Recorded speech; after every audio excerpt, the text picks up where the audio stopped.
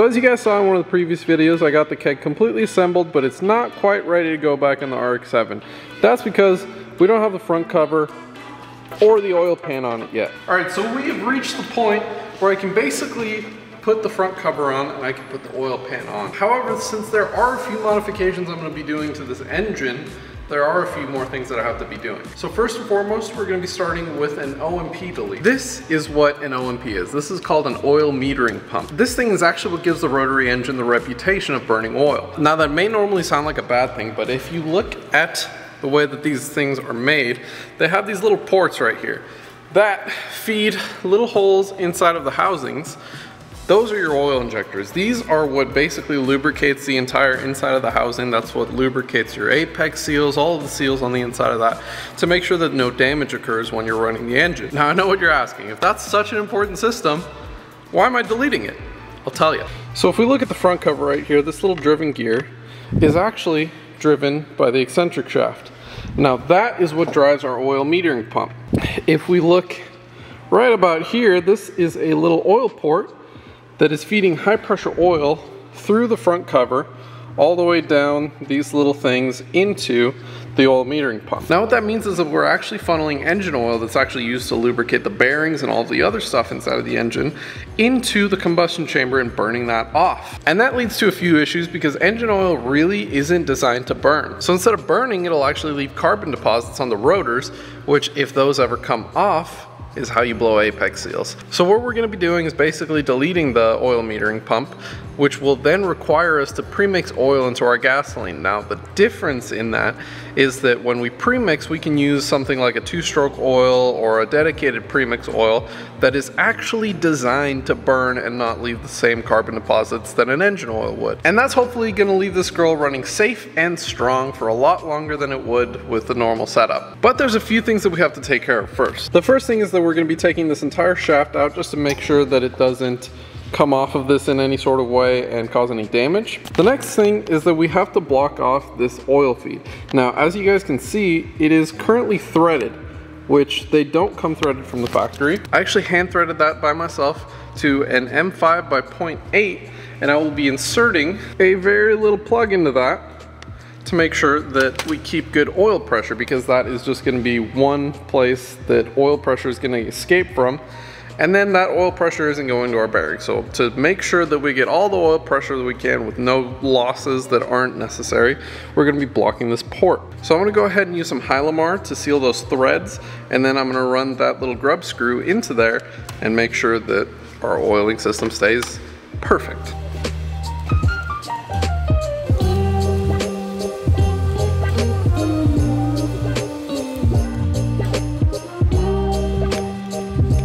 And now I'm going to be removing the shaft from the front cover. There's just a couple of little C-clips.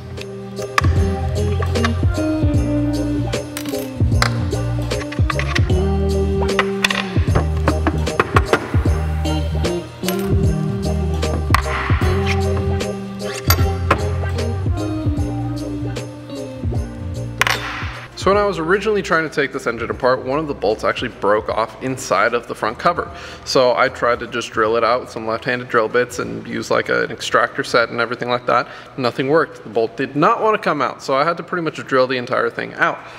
Now we're left with pretty much no threads. And if you look real closely, you can see how happy those threads look compared to these guys. Those guys are non-existent. So I went on Amazon and I bought a Helicoil kit. As you guys can see, this comes with all different sizes of helicoils, but these M6s are the ones that we're going to be using today. So this is a little helicoil right here. This is going to end up replacing the threads in our front cover. Nice thing about this kit is that it comes with all different sizes, so I'm going to go ahead and grab the right size drill and tap for that hole, and then we're going to go ahead and get started replacing the threads. Now we just got to start off by drilling the hole as straight as we can. Alright, so now that our hole's drilled out, we can go ahead and tap our hole. So you just want to go super slow with this guy. Kind of back it off every once in a while.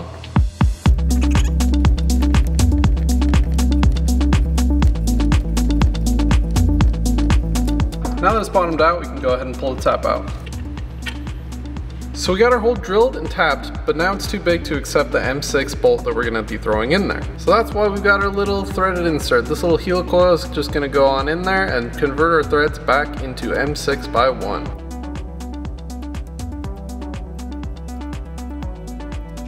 Now we just gotta break off the little tang inside of there and then we'll be good. As you guys can see, I got the little tang out there and our hole is officially rethreaded.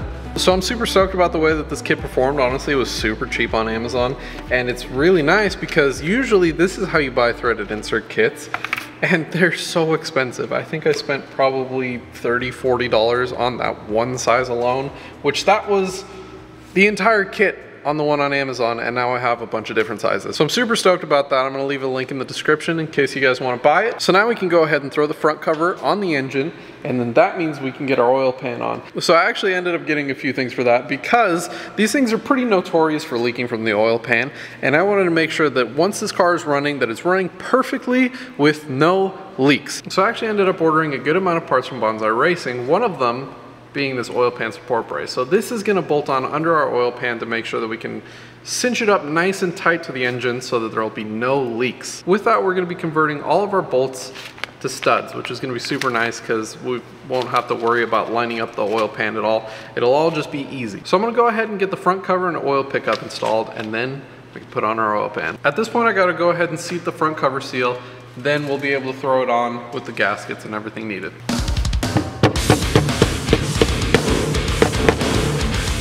Perfect.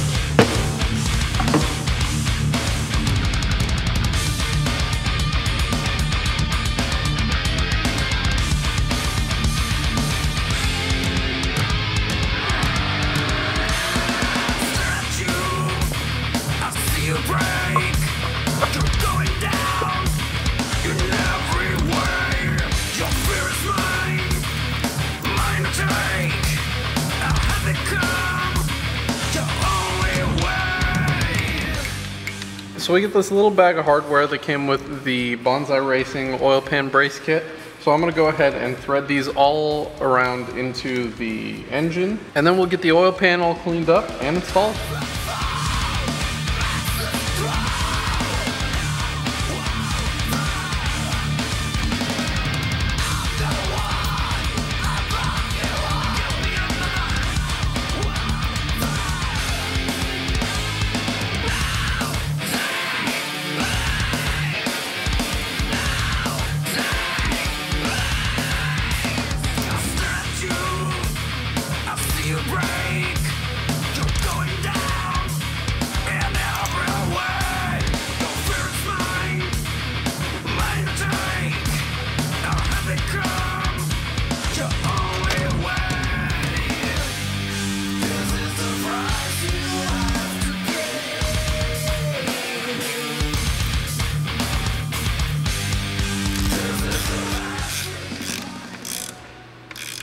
Now that we are done installing our front cover and our oil pan, there is one more step that we have to take to finish our OMP delete. As you guys can see, the hole for the OMP on the front cover is still exposed, along with our oil injection ports. Now, although we no longer have our shaft inside of this hole, we still have to do something to cover that up. That means we need a few more parts from Bonsai Racing, namely their OMP Delete Kit. As you guys can see, this kit comes with a little block-off plate and 4 little oil injection port plugs. Well, that's kind of confusing, because aren't there only 2 oil injection ports on this engine? Technically, no. If we look right here on our lower intake manifold, we actually have 2 more oil injection ports on the 2 inner runners. All of those have to be blocked off because now, instead of having dedicated oil injectors, we're going to be using the fuel injectors as our oil injection ports. Now, one thing I kind of don't like about this kit is the hardware that they give you to mount the block-off plate. I'm just kind of stupid like this, but I prefer flanged hardware on anything just because it looks cooler and it's way easier to service. Especially if you're using magnetic sockets, these will just get stuck in them, where these will only go in so far. So I'm going to go ahead and cut these down to length so it can have some nice flanged hardware instead of this cheap stuff.